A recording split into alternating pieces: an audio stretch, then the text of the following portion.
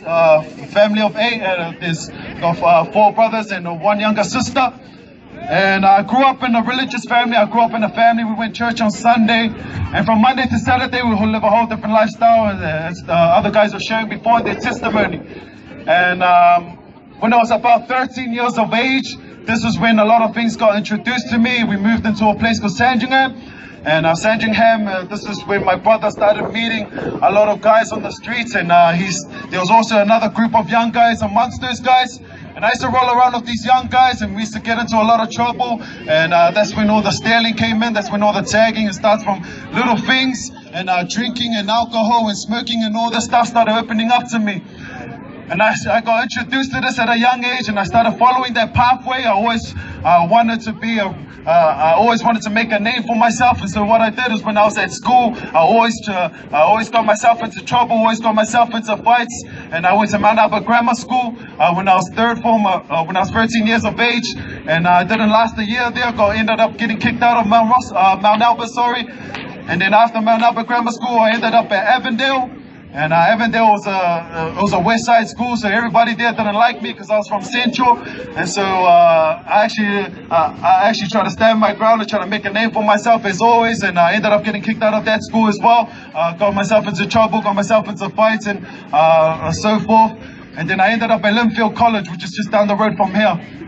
And Linfield College was a good school. It helped me out a bit, but I still had my bad habits with me. I was always trying. There was a time in my life when I was trying to change. When I was 16 years of age, and I became a part of the Catholic youth.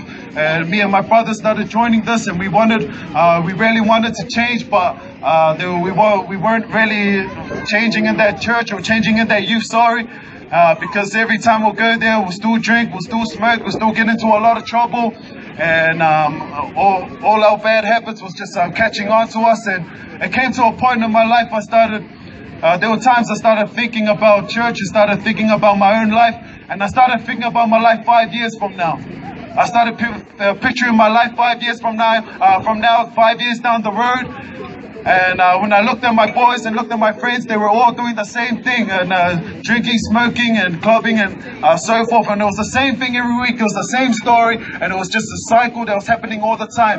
And I was stuck in the cycle as well. And I really wanted to change, but and I tried to pursue and just play rugby hard out and trying many different things. But then I always found myself in a place where always praying privately by myself.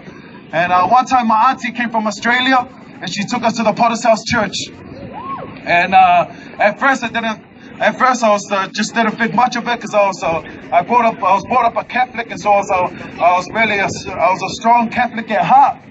But when I heard the word of God at the Potter's House, that was the first time I actually heard the word of God come alive right in front of my face. And I didn't respond to the altar call. My 2 brothers responded, and they ended up getting saved. And then about 4 or 5 months later, my brothers are still going over to church, and I'm trying to change. I'm trying to stop drinking as well. And I would last about a week, sometimes 2 weeks, and I'll get back to drinking, get back to smoking. And I was trying to stop, and I saw my brothers changing. I saw them taking church seriously. I saw them taking Christ seriously. And I acted like I wasn't interested, but I really was interested, and deep down inside my heart. And then I went along to church with them. It was 2010. Around July, I gave my life to Christ, which was about 6 years ago. And ever since then, God really has blessed my life. God really has blessed just through my salvation. Obviously, I've stopped the drugs, I've stopped the alcohol, and blessed me with a beautiful wife, blessed me with 2 beautiful kids. And now I'm a pastor preaching the gospel in Otahu. And I really do give praise and thanks to God for all that He has done in my life. And if you're here in this place, you've never given your life to Christ, can I tell you, Christ has a plan and He has a purpose for your life. He can change you from the inside out. And I know many of us, we know about God, we know about Christ, we know about church on Sunday. And I know many of us, you're probably saying amen to this as I'm sharing my testimony. But be real with yourself. Is your heart right with God? Are you really right with God? Just because you go to church on Sunday, that does not mean you're going to make heaven your home.